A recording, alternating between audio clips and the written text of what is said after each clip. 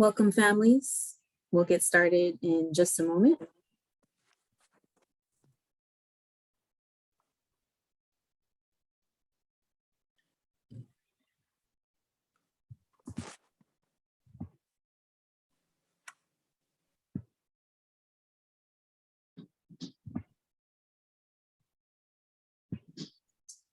All right, I think we will go ahead and get started. So good evening, families. Welcome to Fanta's Farewell, 30 Years of Reflection and Looking Ahead. Dr. Fanta Aw has been someone who I have always viewed as somebody essential and central to AU. And I know that couldn't be more truer for our office, as she was extremely instrumental in developing parent and family engagement and really building out that role more and making sure that there were dedicated folks to engage with parents and families at AU. So I'm really happy to have her with us tonight as she takes time to say goodbye to our families. And I wanted to note that she wanted this to be a Zoom because she wanted this to be interactive. She wanted to see you all. And so feel free to turn your cameras on as it allows, if you'd like. And yeah, I'm really excited to have you with us tonight. And so before we get started, just a couple of notes. One is that this is being recorded, so we will have a recording for you available just as soon as we receive it. And feel free to use the chat at any time if you have any thoughts. I'll also share that a lot of our families shared tons of well wishes for Dr. Aw, so please know that you will be missed dearly. So with that, feel free to take it away.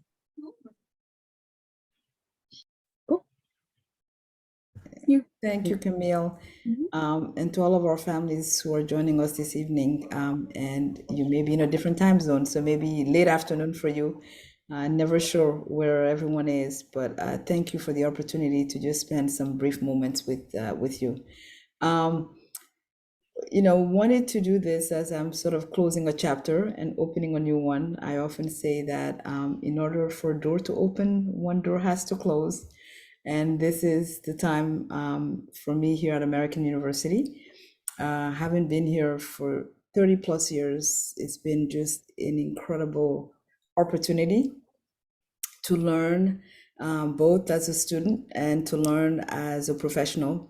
And I've often reflected back in saying that part of what has made the time go by so quickly really has been the opportunity to be on a vibrant campus, and the opportunity to learn with our students and to learn with our staff, and to learn with our families as well.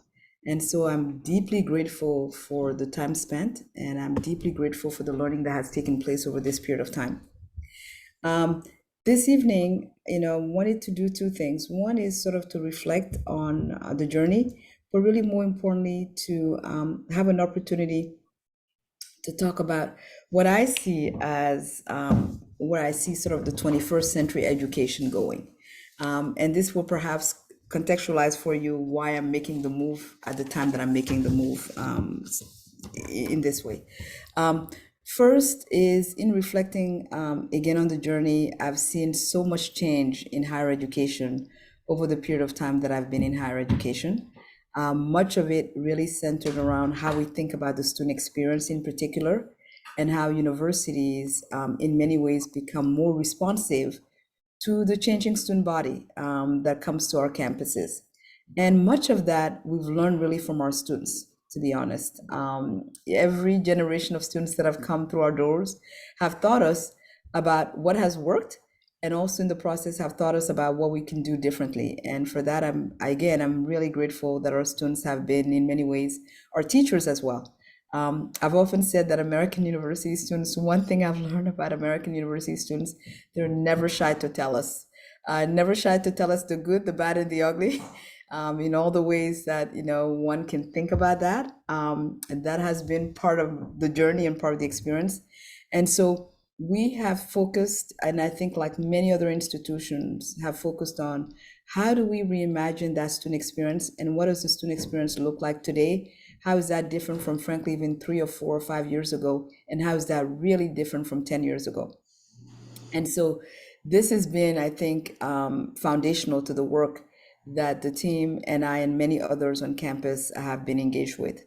And along this student experience has been, in particular, this notion of how do we think about student thriving? What does that look like?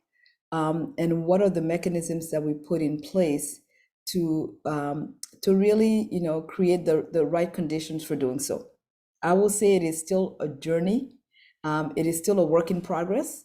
But there are several things that certainly have become more and more apparent over the period of time around this student thriving notion. First and foremost has been this idea that sense of belonging is probably essential to student thriving.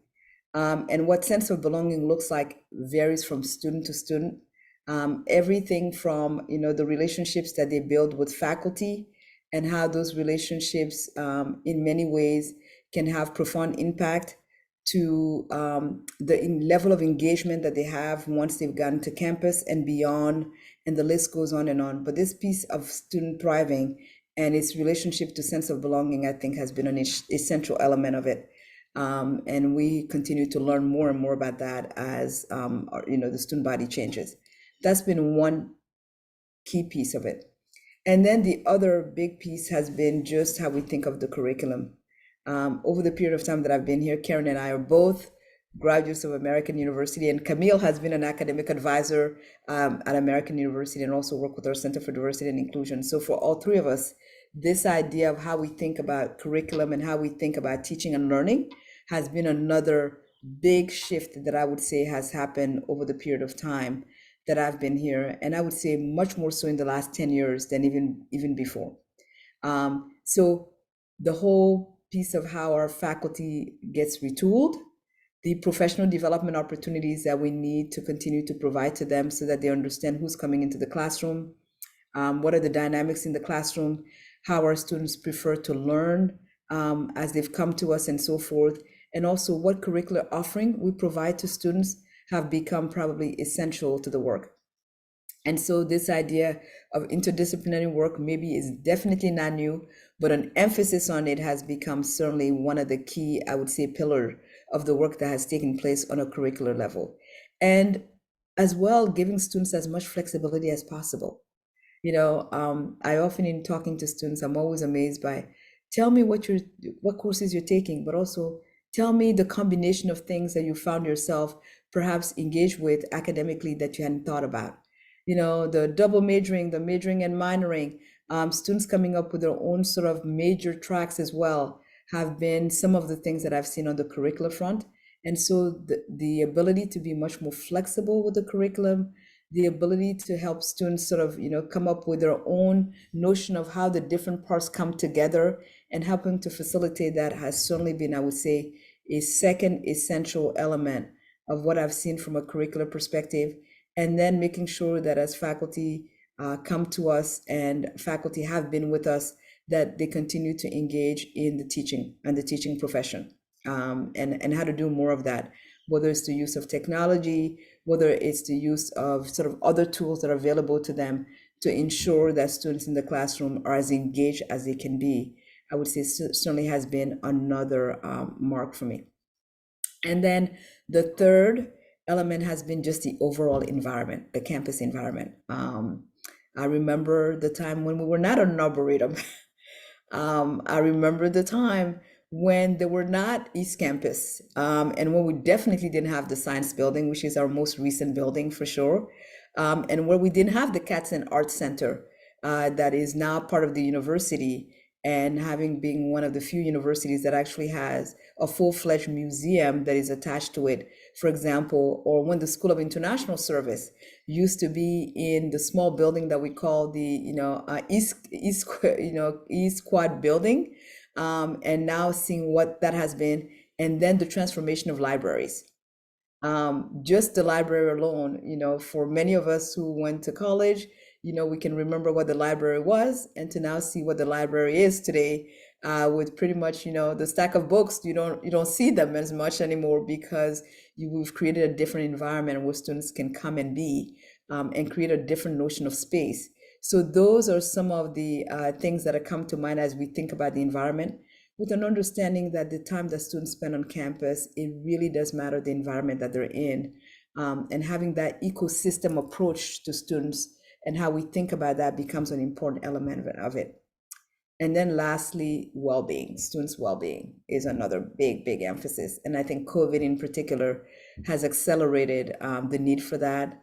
We've all seen how much more there's been a need for thinking of mental health, but also thinking about it holistically, and how we're talking more and more about how students need to think about sleep, movement, nutrition, and those pieces, and how that really fits into the whole sense of well-being. That's been, I think, another major shift that I have seen over a period of time, that perhaps has been here to some extent, but never to this emphasis.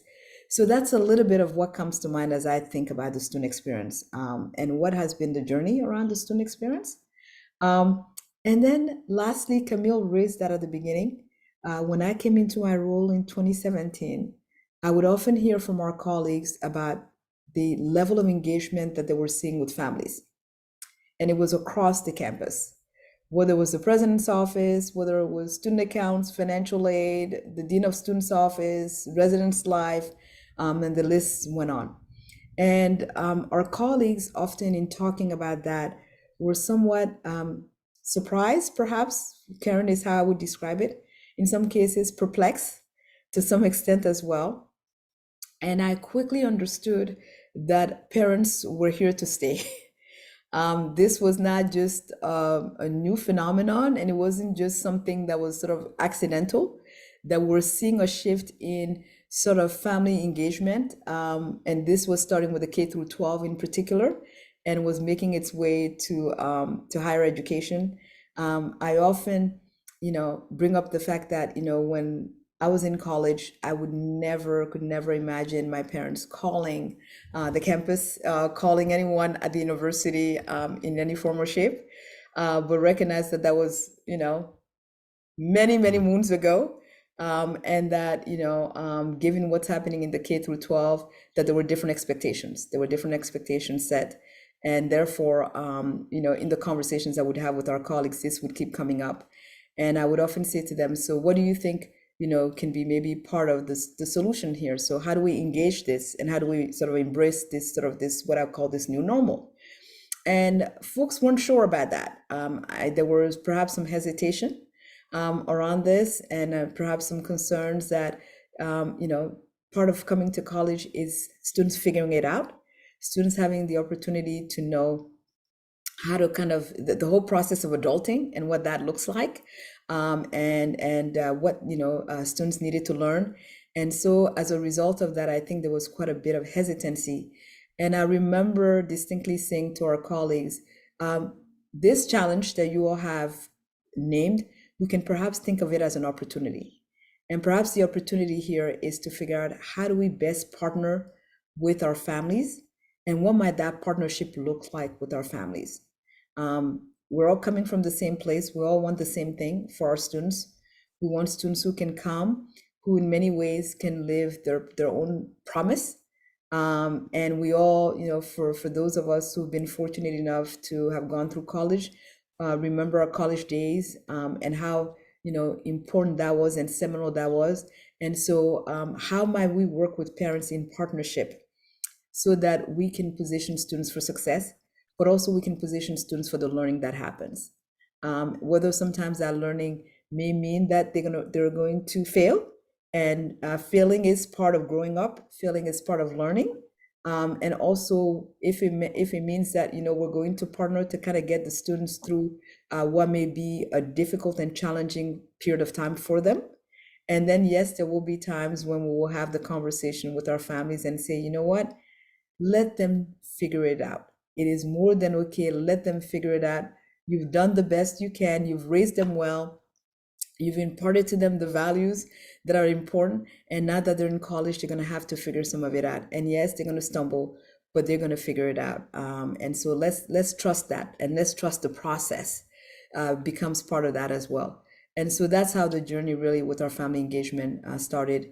and Karen led our first effort as sort of the associate director, and Camille now has taken the baton and is running with the baton as well. But the family engagement has been certainly one has been an important part of the journey, and we've learned with you. We've learned along the way with you. You've provided a lot of feedback, a lot of input on things that we could look at differently, things that we may be doing well and we need to continue to do well.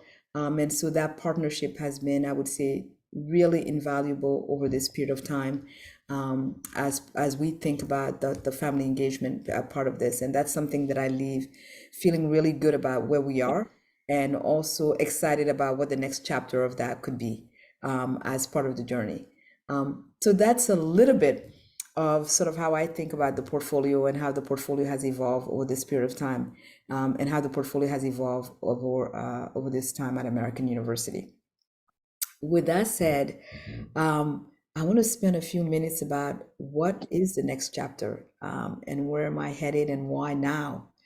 Because I've gotten a lot of questions from a lot of people, both on campus, my colleagues, our students, and also families and alumni as well, and friends. And the answer is a simple one. I'm going back to my roots. That's the answer. I started my career at American University in international education, having come as a former international student myself, and having gone through that experience. I started my career in international education, and it was through international education that I then moved on to more the portfolio of campus life, and then the portfolio of inclusive excellence and enrollment. And during that period of time, I distinctly remember how important it became for students who were coming from all around the world, to find their sense of belonging on a campus, and to be able to navigate what it meant to be in a different culture, a different educational system, being as far away from home as one could be, and coming in with just big dreams of getting a degree, and in many cases being able to go back to their home countries to have the kind of impact that our domestic students have as well, and the aspirations that they have.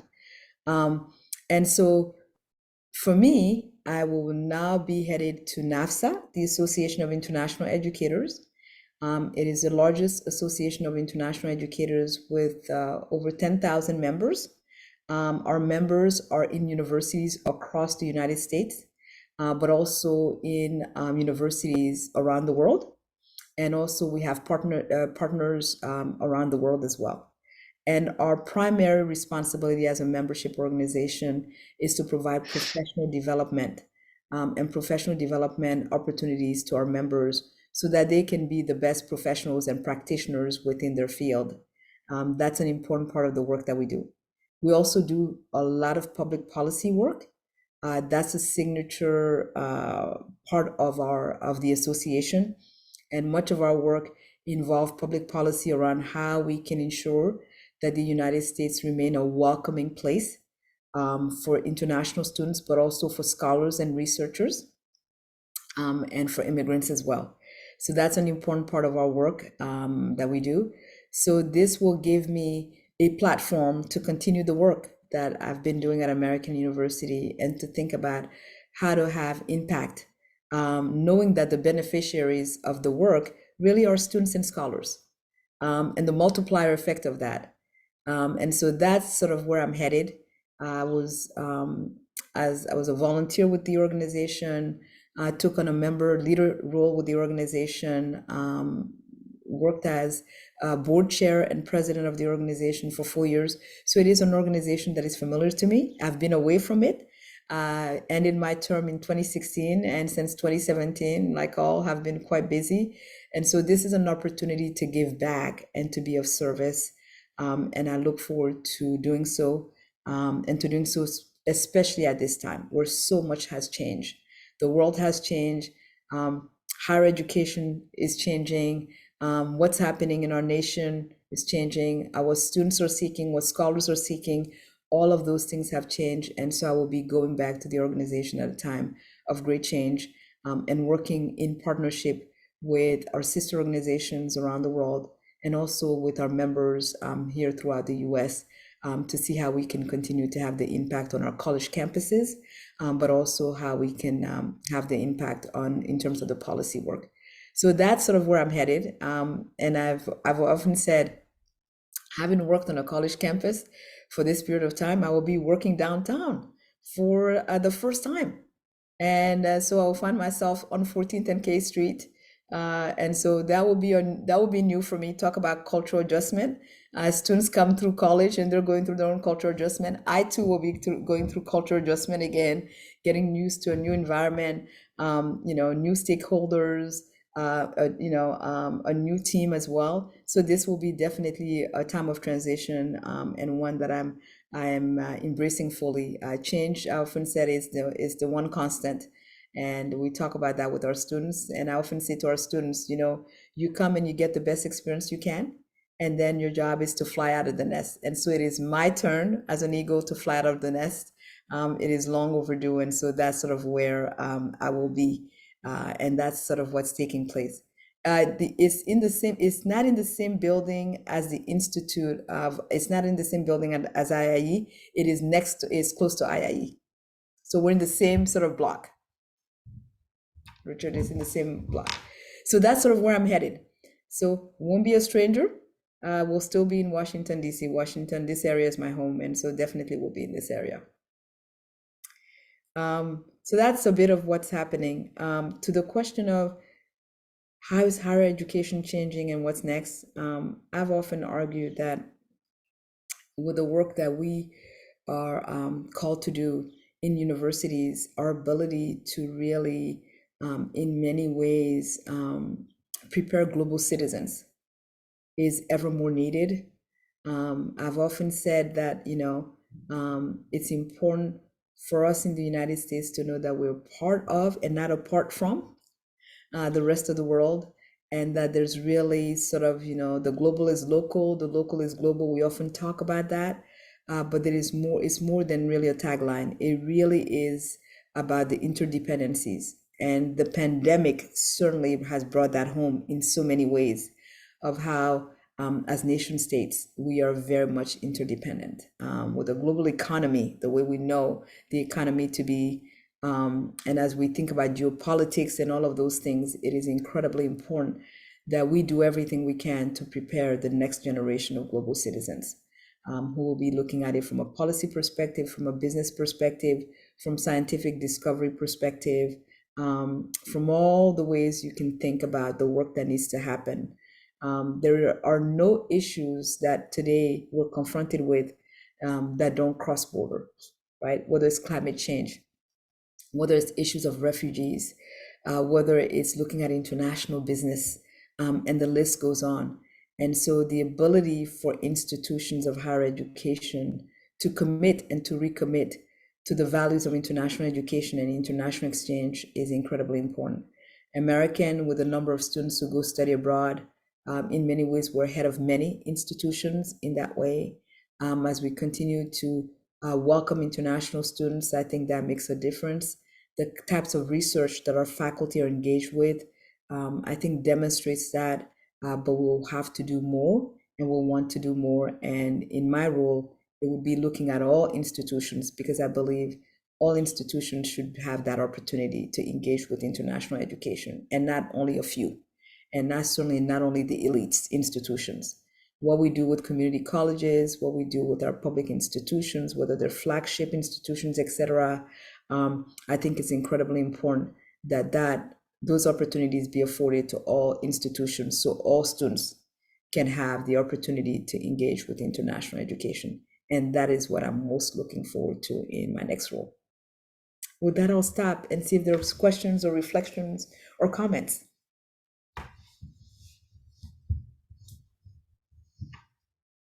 I'll chime in just to say thank you, Fanta, for making this time to be with our families tonight. And, it's kind of a testament to just how well we worked together to build this program. As you were speaking, I was making notes about questions I might pose to you to kind of get in a little deeper, and you addressed all of them. Like, we were the same things that I was thinking to ask, you were answering in real time.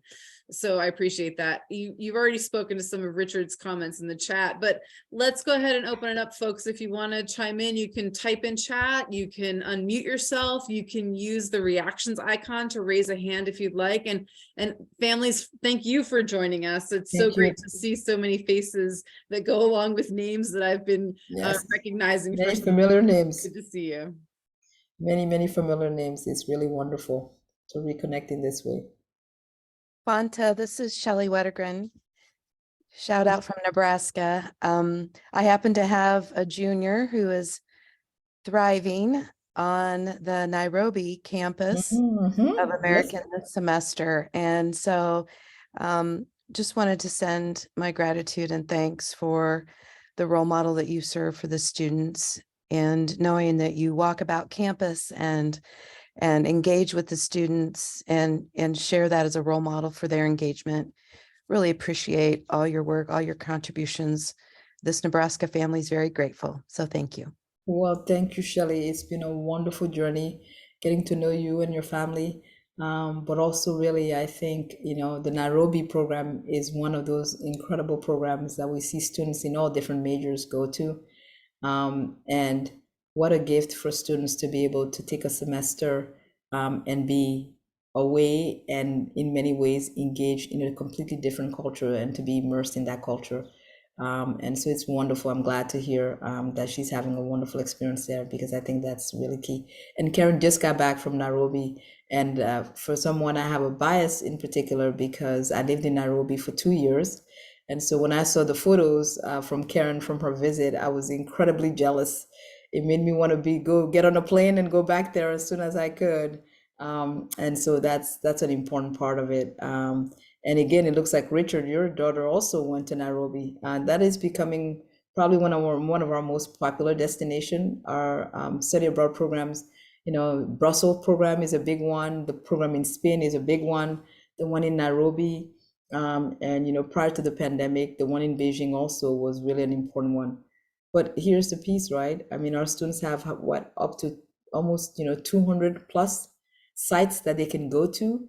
And so I often say to students, when it comes to study abroad, we really try to make that as easy as possible, both in terms of, name a place you want to go to and let's figure out what we can do. But also importantly, you'll make progress toward your degree. We want to make sure that that is not time that is lost at all. And so the ability to integrate that in the curriculum is what I really want to see happen on all of our campuses in the US. But it's great to see some of our families here sharing, about particularly the study abroad opportunities for their students, because that's really an important part of the AU experience. And I often say to parents, it's not just the students who are in School of International Service, it's across the board, whether you're in business, communications, anywhere in our College of Arts and Sciences or public affairs, it applies to all. So it's really great to see that there are folks who are who are going through that experience. Anything else that's on your mind? Let me ask this, Fanta.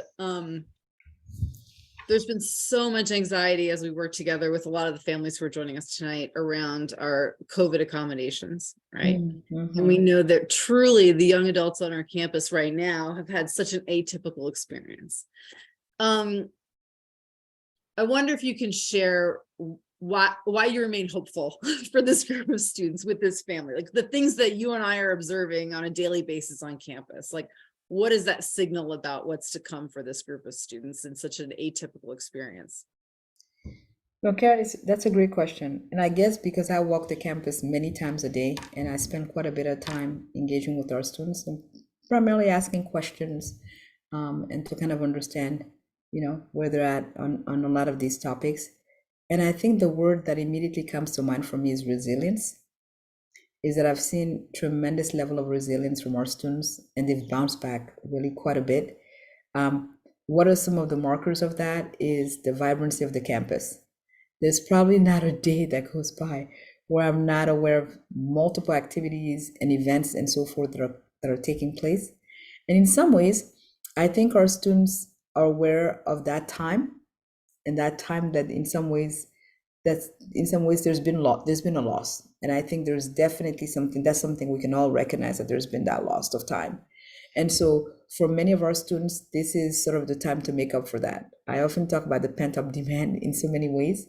And so I have seen literally quadruple the amount of activities that are taking place and the number of groups that have formed. And I don't think that that is accidental. And that has to do both with the resilience and bouncing back of our students, but also their sense of the imagination that our students have. You know, if you can dream it, if they can dream it, they'll come up with it, right? It's one of the ways that that's often there. And I'm hearing particularly from the team that in our Center for Student Involvement, that they're seeing literally just so many groups coming up, and trying to make space and room for pretty much any and everything that people have an interest in.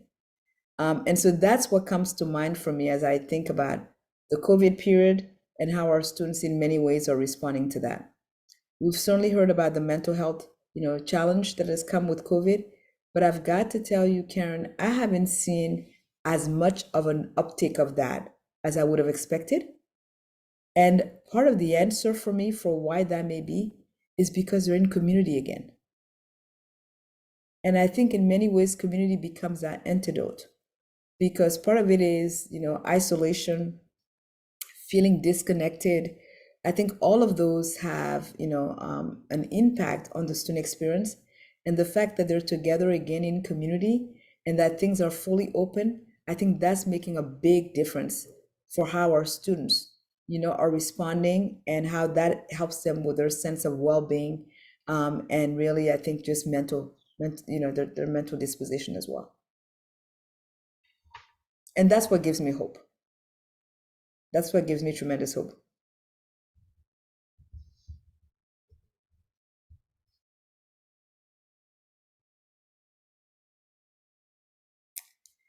Richard, did you mean U.S. education for overseas students as possible these days, in that it is affordable, or that it is it in relations to, for example, how strong the U.S. dollar is and how that's takes them further as a result of that? Well, I'm just wondering about the changes. Uh-huh. Your tenure here has been pretty much my tenure here, and I've completely thrived on the international student body. I really feel it. I was in a petri dish of the global economy, Yes. teaching at AU, but now I don't know if people can come over that easily. Yeah. No, I think that's a very legitimate point, and I think there are lots of factors that are creating barriers for people to be able to come over. It's everything from the visa situation, and sometimes the delays in visa processing and backlogs and what that's creating. There has been, at least, there is, a light on the horizon, in that the U.S. Department of State has just recently indicated that, for example, students will be able to apply for their visa almost a year before they're to start classes, which is new, and it's going to make a big difference as a result of that. And I know through NAFSA's advocacy and several other groups' advocacy, they're also looking at backlogs and how to increase staffing in some of the larger posts where there's an uptick in interest, particularly in places like India, where we've seen tremendous growth, in Nigeria and other places. So that is certainly coming up as well. With that said, the biggest impediment that we all know to access to education has to do with issues of affordability and cost. And international students, particularly at the undergraduate level, in coming to the US, for 99% of them is full freight.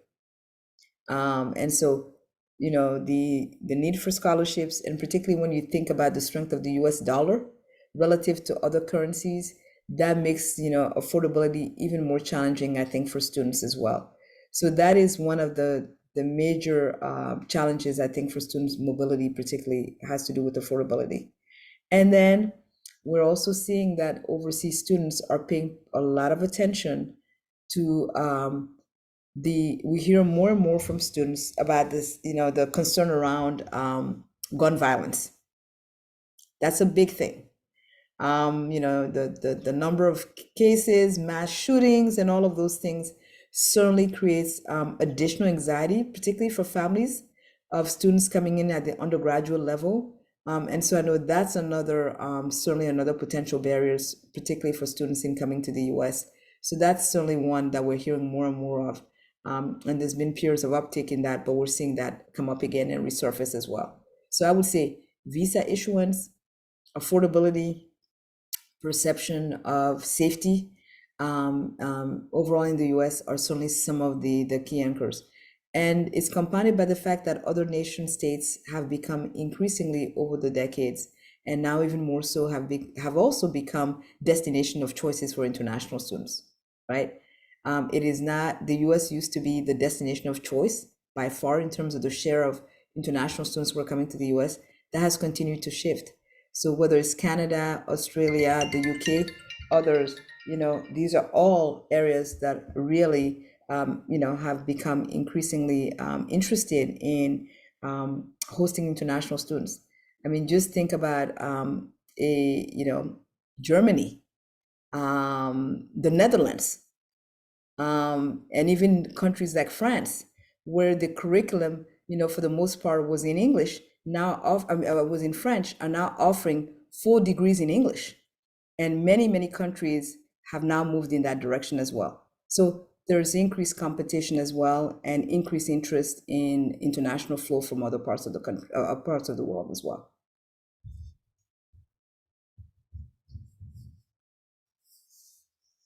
Anything else, parents? So with students, what has been actually most puzzling as the announcement came out that I was leaving, which I hadn't thought about. I thought about different, responses and reaction. The number one thing that came up from students, and I really did not expect that, was the number of students who said to me, "You're leaving and you won't be at my graduation." Hadn't thought of that. And this wasn't only students who are graduating this May. I ran into several of our first year students who were like, "But you won't be at my graduation." And I said to them, "Well, that's in about, a little bit, maybe 3 years, 3.5 years." They're like, "But yes, you won't be at my graduation." That was the common theme that came up. And I had to pause and ask myself, why is that? And it dawned on me that I've literally been at graduation for 30 years, 30 plus years. I've been at every graduation ceremony. And the students over the generations have seen me at graduation. I'm often cheering them on stage. And so this was probably the most puzzling of all of the reactions that I got. Hadn't dawned on me. I mean, Fanta, I was thinking, what is this ceremony going to be like when I'm not waving to Fanta on her way to the stage? So yeah, I mean, it got me too. So I'm going to look at the live stream of our students graduating, because I've known so many over the years, that will be bittersweet. That truly will be bittersweet. I mean, there is no moment that is more important, I think, just from a visual perspective for an educator, than to see students come on the stage and get to that finish line. It is incredibly gratifying to see the students, the pride, the accomplishment, and also just to reconnect with families during that period of time. And so it was definitely something that came up again from students that of all the reactions, and there were many different ones, but that was the one that seemed to be a recurrent theme, which once again signified and reminded me of the importance of closure. Yeah, because it is about closure. Commencement is that. It's and also new beginnings as well. So. Fanta, I was thinking as you were chatting, certainly a lot of the other parents on this call, and many of you know that I've got 2 college students myself. And when we graduated, the process for finding a job was very different from what it looks like now. Like there's a lot of new trends and influences, even just the hybrid work conditions that we're looking at. And if maybe you've got some thoughts to share with families about the different environment their students are graduating into, and why AU's focus on the global education and the interdisciplinary approach kind of positions them differently as standouts, right? Like our AU graduates are really unique I think we can assert that. Yes.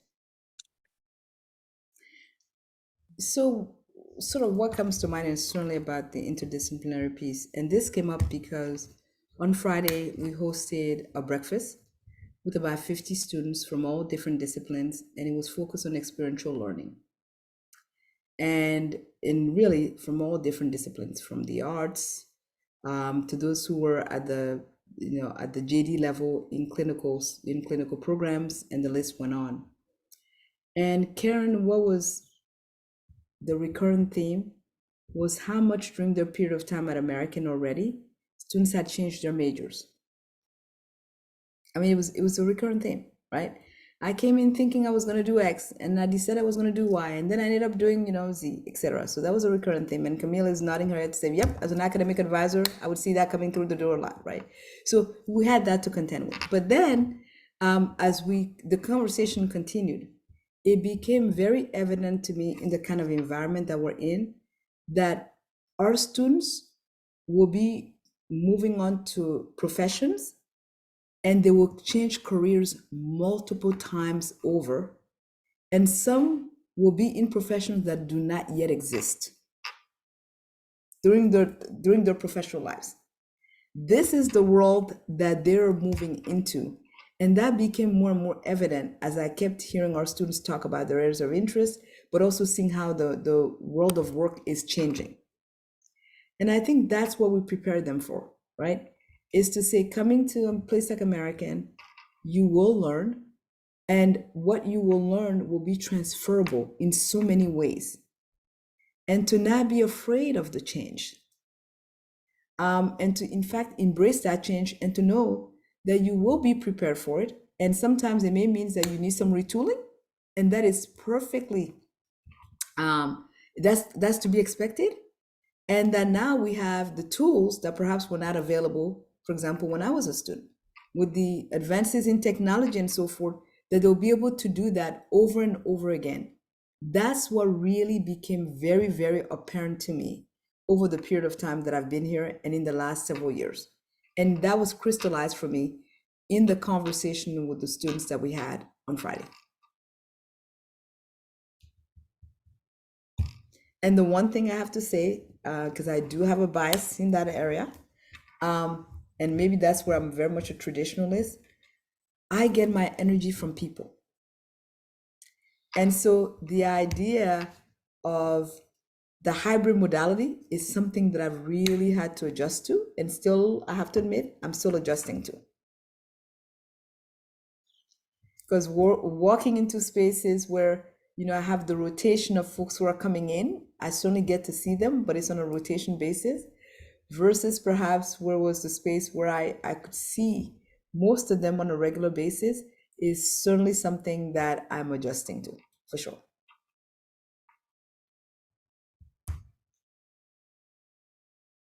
Well, we do like to say we're change makers, Yes, so that all fits. yes, absolutely. We do have some time remaining for our Anything? schedule this evening, and so if others would like to chime in or post things in the chat, we've got a few more minutes before we need to say goodbye.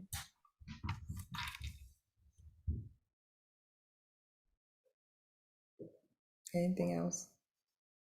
But yeah, no, I do think this. Hi, hello. Hey, yes, Can you- Wanda. Hi, Dr. Aw. I'm Hello, so hello. sorry I missed the beginning. We are traveling and I missed the time change. No But I just problem. wanted to say thank you so very much for everything you've done for the student body. And I appreciate the even keelness of your tone in dealing with all of us as parents when we are, worried about our kids, and you've given such great advice, and it's really much appreciated. You're such a loss to the school and to our kids, but I am so very excited for your opportunities and what awaits you. And I know that it can be scary when you're switching lanes, but all of those challenges, I know you can meet them. You'll be great, and it's so exciting. So very happy for you, Ricky and I are. Well, thank you so much. It's been really, like I said, just an incredible journey, getting to know so many of you and getting to know your students over this period of time. And it is a standing invitation that if you're in Washington, do reach out. because I'm here in Washington as well. And it'd be great to reconnect with you all, because I often say it has been very much, I've enjoyed having the opportunity to really get to know our families over this period of time. Yes. Well, thank you so much. Our daughter's thriving, and in part is because of you. Because you told me, stand down, she'll be fine. And I did. I took Well, let me just say, I am grateful that you listen to the advice. Many do, but then I have those who are like, no, I know you said that, but no, I'm going to step in and I'm going to keep stepping in. And I appreciate those who understand that, yes, sometimes the best gift we can give our students is to step away and let them give it a try. So thank you for it doing that. truly is. Well, I do give that advice to other parents as well on the little group Thank you. chats. So I don't know if they listen to me. Thank you. So much. Thank you. It's important to be part of that team so we can kind of keep singing that same mantra to all of our families. Yes. No, very true. Um, oh, thank you, Julie. It's rare these days to see someone in a career that spends 30 years. Thank you for your commitment. Thank you. Very much appreciate that. Oh, can you pick one story that is your ultimate illustration of your AU experience? Oh my gosh, there's so many of them. Oh wow. Which one to pick? Oh geez. Oh my. Well, here's one that comes to mind. And I often say this, over a period of time, I've come to learn and appreciate that sometimes we may come up with ideas of what we think students may need. And I've come to understand that if they're not in the room and are part of the deliberation, there is certainly this perception that it never happened. And I can think of many occasions where that was the case. So one of the things I've had to learn early on has been going back a little bit to what Wanda talked about. Wanda, I've had to do that the same, which is sometimes I have to step back and just let the students take over. And I can remember specifically one of those being our Founders Day. Founders Day has been a tradition at American University for the longest time. And for this Founders Day, there was a Founders Day ball, and the students were in charge. And traditionally, prior to the pandemic, they would always select a Smithsonian institution for the Founders Day ball because that was also how, they really got to know Washington. And literally, it would mean taking over that museum or that institution for an evening, have a DJ, have food, and have all of those things. So our students were at work, getting it done, moving in that direction. They had picked an incredible venue, all of that. And then it was time to basically determine how many tickets they would be able to have for the Founders Day Ball. And I think in this case, it was about 1,500 tickets or so, maybe 1,700 tickets that they would be able to distribute. Well, came now the time of, well, how do you distribute 1,500 tickets among perhaps a population of, at the time, it was maybe 5,000 or so? They came up with this very elaborate matrix. Here's the percentage that would go to first-year students, the percentage to second-year students, third-year students, and our seniors. And then with the understanding that because it's senior year, they would have more tickets for the seniors because this would be their last year and other students will have the opportunity to go. Well, wouldn't you know it, I got a petition. So part of the story of the AU experience is the number of petitions that I've received over the period of time that I've been in my role. I have received petitions for everything and anything you can think about. Our students' sense of activism is such that in many cases, once I would get those petitions, I would be like, I would smile, I would meet with the delegation, as I call it often, that would come and make their case.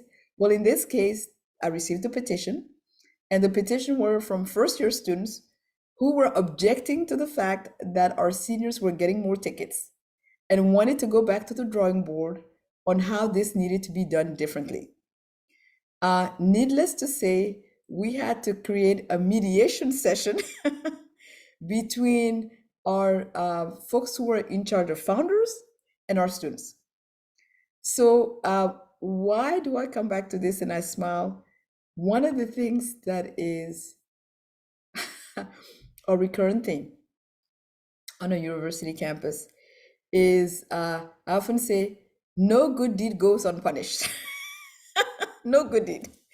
And our students actually had an opportunity to hear how that works with the administration because they themselves had to basically go through that process. And it took negotiation, it took facilitation, it took people sitting down together to figure it out. But ultimately, they came to a consensus around how this was going to work. And so, Richard, that is an illustration of how I think of a college campus and how I think about students and sort of what they go through. And like I said, the number of petitions that I have received, including petitions around one cat who's been on our campus, who was on our campus. And with one cat, it was everything in terms of what one cat housing should be, where it should be located, and what should happen in the summer when students are not on campus, and how we needed to make sure that we were fully diligent in taking care of one cat. So petitions, more petitions. And now talking about Karen, what has changed? Change.org. You know, it used to be those petitions, they would write it down and then I would get it and it would be delivered to me. And now often they'll send me the link because the change.org is where the petitions go. So Richard, that's one story of my time at AU. Thank you very much. And I expect to see a petition delivered to me on my last day on campus. I'm sure, knowing our students, they'll come up with a petition To come back to graduations for the next 3 years. I think that is in that. I'm hearing echoes that is in the works. Yes. Thank you, Sandy. Thank you. But how great is that the kids really want you? See, there's Well, no greater compliment than to have children, innocent children, still want us. well, I have to say, it has been such an honor. I mean, truly, it's been just wonderful over the years to have gotten to know our students, to see them in action, to see the passion that they have for so many things, and just to see them grow and thrive. It has been my greatest honor, frankly, truly. And that's the beauty of being on a campus and working with students and really working with young people. You know, so Karen, that's the reason why I have so much hope. The energy that we're able to draw from that is just remarkable. So yeah, definitely. But yes, for our families, please don't be strangers. If you're in the DC area and you're able to make your way to 14th Street, I might actually even be able to tempt you because from where I'll be working, have a beautiful view of the White House and a view of the Key Bridge as well. And so it will be a change to be working downtown. Right. Well, as we approach our hour, we want to thank you for joining us tonight, for sitting down with families and allowing us to properly say goodbye. Please, of course, don't be a stranger. I'm sure you won't. But yeah, thanks to our families for coming out tonight. As always, for supporting our Eagles as well. We will have a recording for this just as soon as it's available. And yes, again, thank you for spending your time. Have a good evening. Thank you to all of our families, and thank you for all of your hard work and for being incredible partners over the years. I'm really, really very grateful for your partnership over the many years. Thank you for that. Thank you. Good night, everyone. Thank you. Bye-bye.